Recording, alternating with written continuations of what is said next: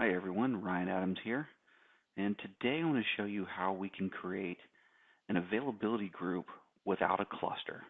So this is a clusterless AG setup.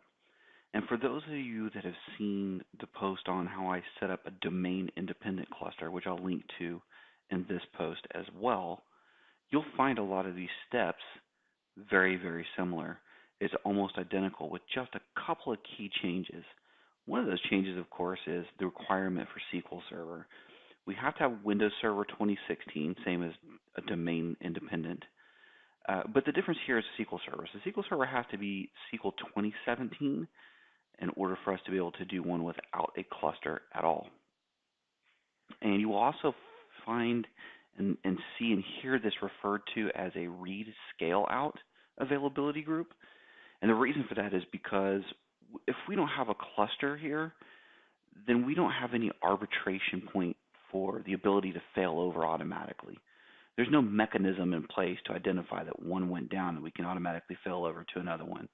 So we lose that. So this is absolutely not, I'll repeat, not a high availability or disaster recovery solution.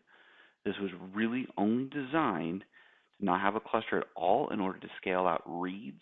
So if you have a specific read workload that you're trying to keep real time with your primary database, we can do that by scaling it out and being able to read from secondary replicas. Now, before we start, there's a few prerequisites that we have to have in order. SQL Server 2017, Windows 2016, of course. But the first thing we need is security. We need some way to access these servers between each other. So what we're going to do is we're going to go here in my PowerShell and run this very first piece of code. And what this guy is going to do is he's going to create a new user. We're going to call it WSFC. And he's going to add it to both the local users group and the local administrators group. Being part of local administrators is going to be a requirement for this configuration. So we'll go ahead and run that. Prompts me for a password for this user account.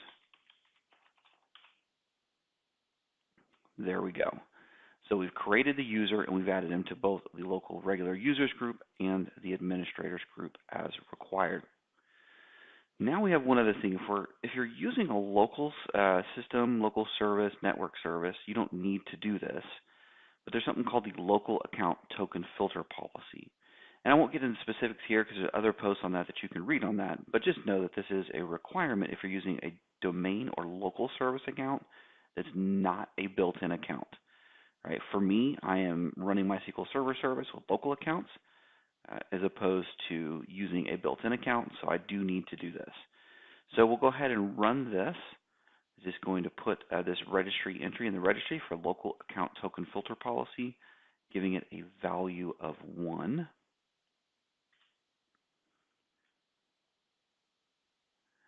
The third prerequisite that we have is the primary DNS suffix. That is required on your servers. Now, I have 2 servers here. We're looking at demo 2 right now, this guy. And then I also have one called server 1. And we'll have to go repeat these steps over in server 1, which we'll do in just a second. Now, for this particular server, he happens to be in a work group. So if I click on work group here, and we'll click change, not a member of a domain, he's totally standalone in a work group. But you'll notice that he does have a fully qualified domain name here, right? demo2.independent.com. So his primary DNS suffix is probably independent.com. If I click on the more button, we zoom in and take a look, sure enough, that is the primary DNS suffix. So that's where we can see it and view it here in the OS. Just wanted to show you where that was. But I do have the PowerShell code in here. I'm not going to run it because mine's already set. I've already done it. But you can run this, and this will go into your registry and set your primary DNS suffix for you. That is required to have had that done. And that's just DNS, right? So I just went in and created a new DNS zone on my DNS server for independent.com, and it's nothing more. There's no Active Directory behind it or anything like that. It's just a DNS namespace. And then, of course, if you change your primary DNS suffix, you do have to restart the computer. we don't need to do that because we didn't change the DNS suffix here. It was already done for us. So let's go perform these other steps over here on server 1 where we need to do the exact same thing. So again, we're just creating a local user called WSFC, going to add him to the local administrators group. Prompts us for our password. Very important that the username and the password are identical between both of these. If one of those two things, the name or the password, doesn't match on one of these boxes, the solution won't work.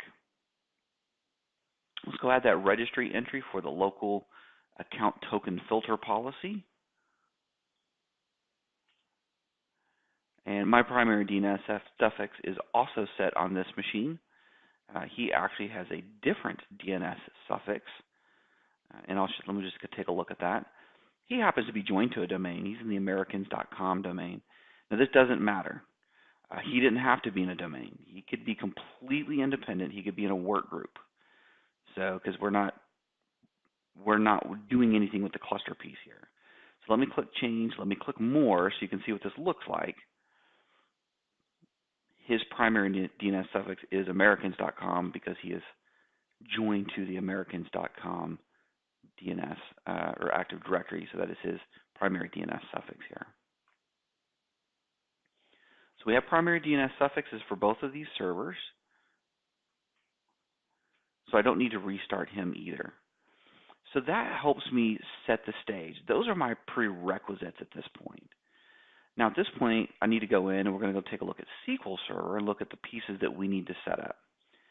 Now, we don't have a security arbitration point here, different than the arbitration point that we had for the cluster that I said, well, we don't have, which we don't.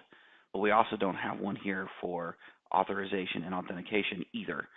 So somehow, in order to get these communication endpoints, and that's what AGs talk over, are these endpoints inside SQL Server, we need to find a way to make sure that they can actually access each other. So that's what we're going to do. In order to do that, we need to create certificates. Now, I'll provide this code here, and actually this piece of code I'm not going to provide because I took this from this blog post here. So one of our senior program group guys that writes our product, he actually wrote this and he has a blog post, and I will put a link to that post.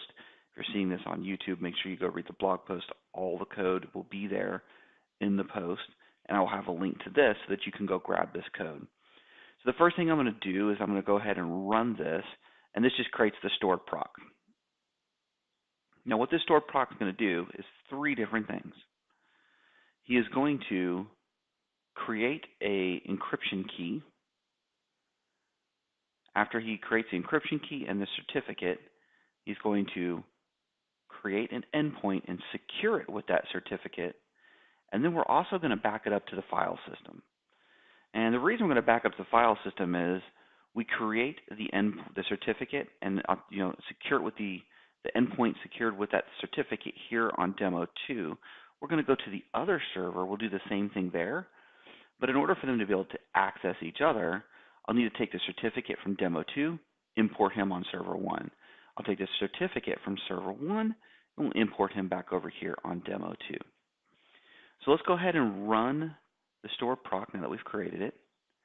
It takes two parameters here. Now the first parameter is what is the file share path when we export the certificate? Where do you want to save on the file system? This is my file share. And then it's asking for a password for the certificate. So let's go ahead and run that. And that is going to create my certificate and endpoint on demo 2. Let's go over here to server 1. We'll do the exact same thing over here.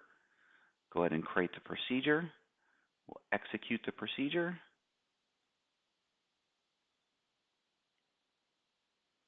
And then what we can do is we can do a little verification here just to make sure that it got exported to the file system. And sure enough, I happen to see both my certificates are sitting right here in the file share that I did. SQL Demo 2 and SQL for Server 1. Those are my two certificates. So by putting them on this file share and exporting them, it'll allow me to import them, Server 1, into demo2 and demo2 back into server 1 so that they each have the other one's certificate to be able to talk through and authenticate this endpoint for us. So let's do that. We've created the endpoints. They're all there. Everything's in place. Let's install it. The same link that I gave you before has the install, the create endpoint, and the install both. So let me go ahead and run this store proc. That's going to create it. And then I'm going to run the install. Now, the parameters that we're going to run here is I'm on demo 2, and I need to install or import the certificate from server 1. That's the first parameter. Is, hey, whose computer certificate are you wanting to actually import? What file share are you sticking it in is our second parameter. Third one is our password. So let's go ahead and execute the stored proc here, which should import that certificate. We can go verify that. Go under Databases, System, Master. Let's go under Security, Certificates, and then sure enough, I will see Demo 2 has its own cert, and then of course I just imported Server 1 on here. It has both certificates. So great. We're able to create and import those certificates without any issues or problems. Now we need to go do the import over here on Server 1. Same thing, create the procedure. This time we'll run the second line, which is going to install the certificate for Demo 2 here on Server 1. We'll go verify that. Let me refresh my certificates node here. And then sure enough, we've got it. Of course, this time the import would have been Demo 2, Server 1 being its own cert when we created it here locally. All right, so now we've done a pretty good job of setting the stage. Everything should be ready to go at this point. Now we're ready to actually create the availability group itself. So let's go in and take a look at that. I'm using SQL command mode here. I'm on Demo 2. This way I can run code here on Demo 2, and I can also execute code remotely from here on Server 1. So I'm going to connect to Demo 2. What I'm doing is I'm taking the always on health event extended event session. I'm going to turn it on and set it to always start from here going forward. I'm also going to connect to Server 1 and do the exact same thing. So we'll perform this on both servers.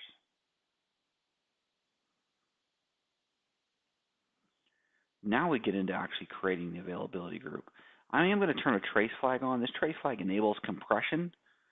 So as we use seeding, because I'm using seeding here to seed my database, and you'll notice that because I'm not doing a backup restore. In fact, you'll notice here on Server 1, the database that I'm using is actually called domain independent here. And if I refresh and look at databases, there are none. There's none here at all. Just to show that I am using seeding and we're not doing a backup restore for this AG creation. So that was something new that came out in SQL Server 2016. And there's a few interesting differences here. This is where, in comparison to domain independent, things change a little bit. I'm creating my availability group and giving it a name. I'm defining a few things that are fairly normal that I did last time, like automated backup preference, right? And then my failure condition level, my health check, timeout, right? All that stuff's normal. I'm turning on database failover, setting my DTC support. This is the one that's different. And of course, if you try to run this on anything lower than SQL Server 2017 with this cluster type equals none, you will get a failure. It won't run because this is specific, a new enhancement that came in SQL Server 2017. So we have to have this cluster type equals none. That way we're telling you, hey, there's no cluster here. We're creating an AG, there's no cluster, don't expect it. And I'm only running it for this one database that we're going to throw in there. And the difference is here. So you'll notice my endpoint URL, right? Demo2, his DNS suffix is independent.com. Server 1 is americans.com. But this part is also a little bit different. This is a requirement. And this just kind of proves my point about this not being an HADR scenario like I mentioned earlier. This failover mode is set for manual. Now, I've set them both for synchronous mode. I can still do that, right? But the failover mode has to be manual. Cannot be automatic. There's no choice there. Why? Well, we don't have any quorum. We have no arbitration point. There's no mechanism because there's no cluster here to enable automatic failover. So this has to be set for manual failover mode. There is no other choice there. That is something that you're doing and choosing to do in this particular instance. And of course, I have my seeding mode set for automatic. I am going to create a listener with it. So let's go ahead and run all of that.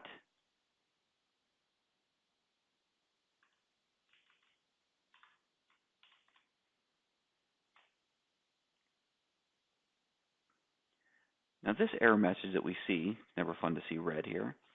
I like to point this out because I showed this in my domain independent blog post as well. If we read this, it says, could not process the operation. Always on availability groups replica manager is waiting for the host computer to start Windows Server failover clustering cluster and join it. Either the local computer is not a cluster node or the local cluster node is not online. If the computer is a cluster node, wait for it to join the cluster. If the computer is not a cluster node, and add the computer to the cluster, and then try the operation again. Well, that's super funny because we're intentionally trying to create this without a cluster. And it's telling us that, hey, you can't do this without a cluster. And this is another one of those interesting error messages. It's kind of odd. And this is really because of my test environment.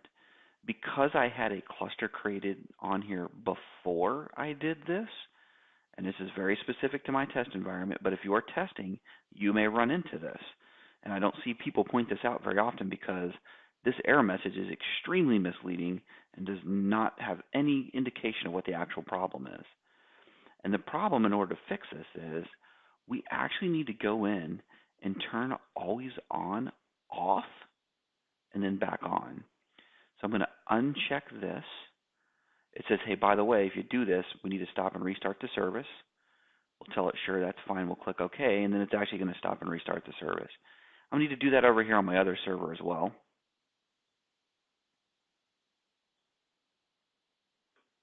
Turn it off. Yes, I understand the restart. Go ahead and do the restart. Now again, if you do this where you've got a cluster that you had an availability group on and you destroy the availability group, you destroy the cluster, when you go back to do this all over again and set up an AG, you're going to have to disable and re-enable always on availability groups. So now let's go back in and turn it back on.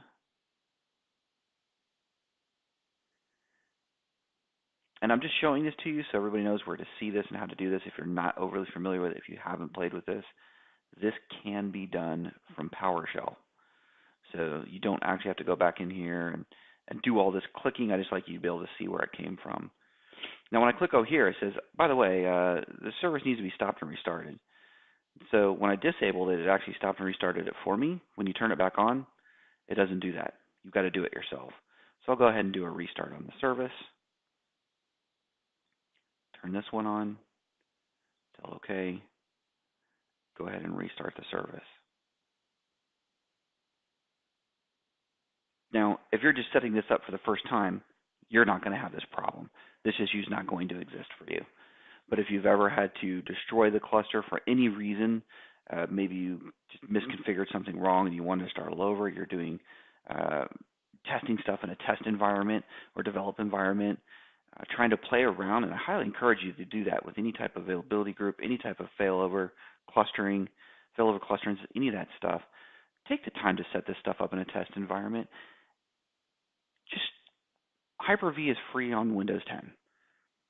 There's other ones that you can use that are also free. It doesn't cost you anything. Just shoot them up in some VMs, and it's really easy to say, what happens in this scenario? Let me kill these NIC cards here just to see what happens if this data center were to go down. And try to replicate the scenarios that you might anticipate that may occur that you're trying to protect yourself from in a real-world scenario. So great, that's been done. Let's go back in and see if we can't get this to run again successfully this time.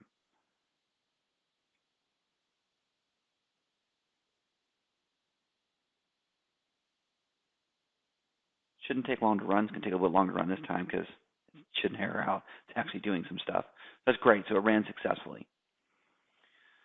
So what this has done is it's created the availability group, which is our logical shell that we're going to have to add other stuff to, right? So the AG is there, but we still haven't joined any replicas to it yet.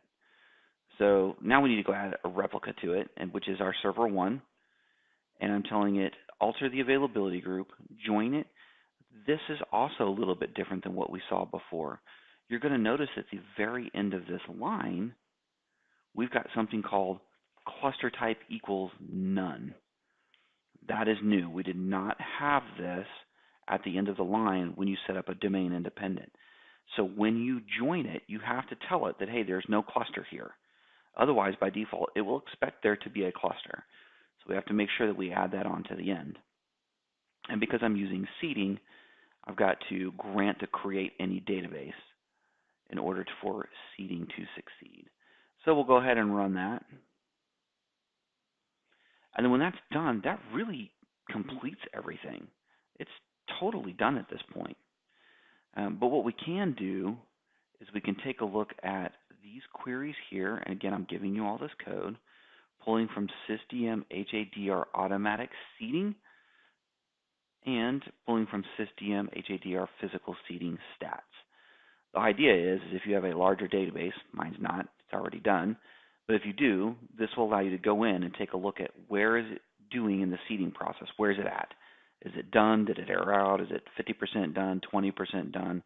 What's it look like? For me, well, it was a really small, right? So here's the name of my availability group. Here's the database. If you added more than one database to your AG, you'll have more than one line here, and the additional rows will be one for every database. And then, of course, my current state is it's completed. All right, so for me, it's completely done. The second piece gives you some interesting information about times and bytes that were sent. So we can see what was the transfer rates, bytes per second, what's been transferred, what's the total size, when did we start, when did we end, to figure out how long it took. A lot of interesting information there. So not a problem for us. I'm going to go ahead and turn that trace flag back off. We should be done. Let's go take a look here and see what this looks like. Let me refresh my availability groups here. There's my listener. There's my domain independent database. Here's both of my replicas. Let's go ahead and do a show dashboard. Take a look at the availability groups dashboard here. Everything is perfectly green. Demo 2 is my primary instance. I've got both my replicas, Demo 2 and Server 1. Domain independent database. It should have been a clusterless. I should have renamed it. I'll just reuse that from my other demo here. Demo 2 is the replica, Server 1 synchronized. Everything's all good. Now, I can't fail this guy over like I would normally do automatically. But interestingly enough is if I were to go look at, even if I just looked at services, let's go take a look at the services snap-in. And I take a look at the cluster service. Check that out. There's my cluster service. He's not running. In fact, he's in a disabled state. So just to show that there is no cluster here at all, we were able to just create an availability group using certificates to secure the endpoints for our communication channel and do it without a cluster. Pretty interesting scenario, also called a read scale out availability group.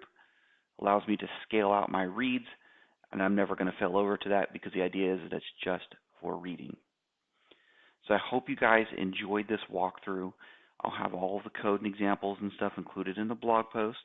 If you're seeing the video out on YouTube, there's going to be a link there down in the comment section for you to go see the blog post. You can grab the code to do all this stuff. Test it out in your own environment. Play with this stuff. Also, there's going to be inside the blog post, I'll cross-post each of them so that you can look at the domain independent and you can look at the clusterless one. That way you can look at the two different configurations and kind of compare and contrast the differences between the two. So you can take a look at both of those. So I hope you guys found this enjoyable and useful, and we'll see you on the next video.